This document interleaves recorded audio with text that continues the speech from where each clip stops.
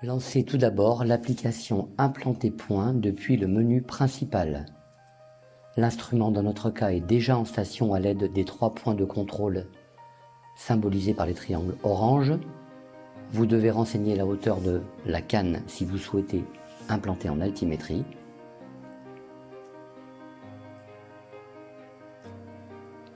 Il vous faudra ensuite sélectionner le premier point à implanter. Une fois celui-ci choisi, lancez la mesure et observez les écarts affichés sur la carte.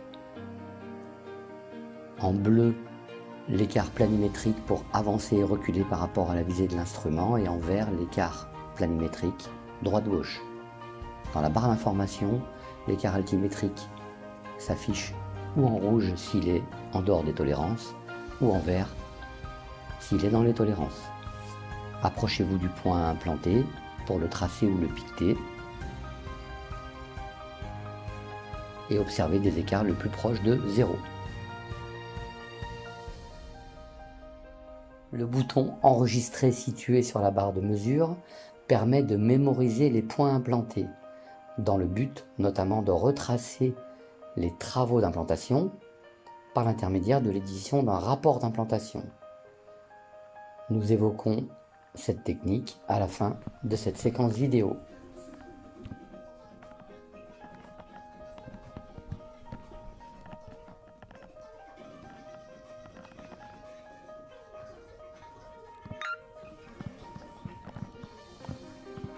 Implantation de lignes et arcs.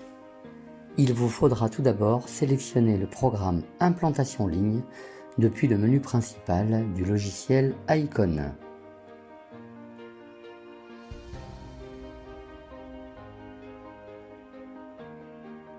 Il est nécessaire de contrôler la hauteur du réflecteur si vous souhaitez avoir des écarts altimétriques.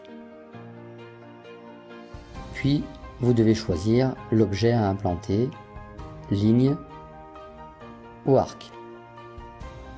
Cet objet est symbolisé par 2 drapeaux, un drapeau vert pour le début de la ligne et un drapeau à damier pour la fin de la ligne. Voici quelques exemples de sélection d'arc ou de ligne. Dans notre exemple, nous choisirons la ligne passant par le point 11 et par le point 15. Nous lançons une mesure, puis observons les écarts dans la barre d'information. L'écart le plus utile et le plus fréquemment observé est celui qui concerne le décalage. Ce décalage correspond à la distance entre le prisme et sa projection sur la ligne. Et lorsque vous vous approchez de la ligne, l'écart diminue. Cet écart sera égal à 0 lorsque vous serez sur la ligne.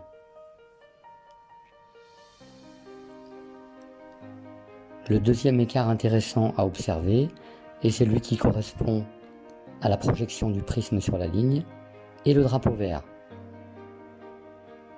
En d'autres termes, si les deux écarts sont égaux à 0, le prisme sera sur le drapeau vert. Vous pouvez ainsi implanter tous les points que vous souhaitez sur la ligne, ainsi qu'au-delà du drapeau vert et du drapeau à damier.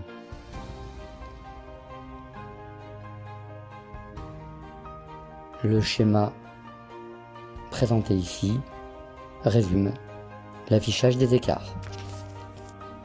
Le logiciel Icon permet d'éditer divers types de rapports. Dans notre exemple, c'est un rapport d'implantation que nous allons créer.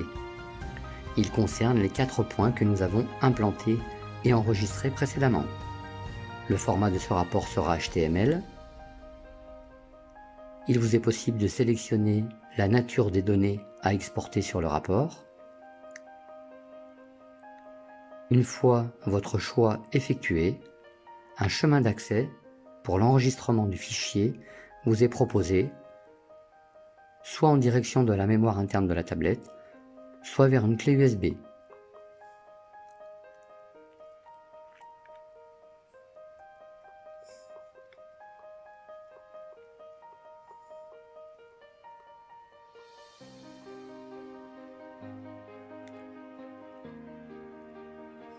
Il suffit ensuite d'aller chercher dans l'emplacement sélectionné le rapport et d'observer la nature des données qui y figurent.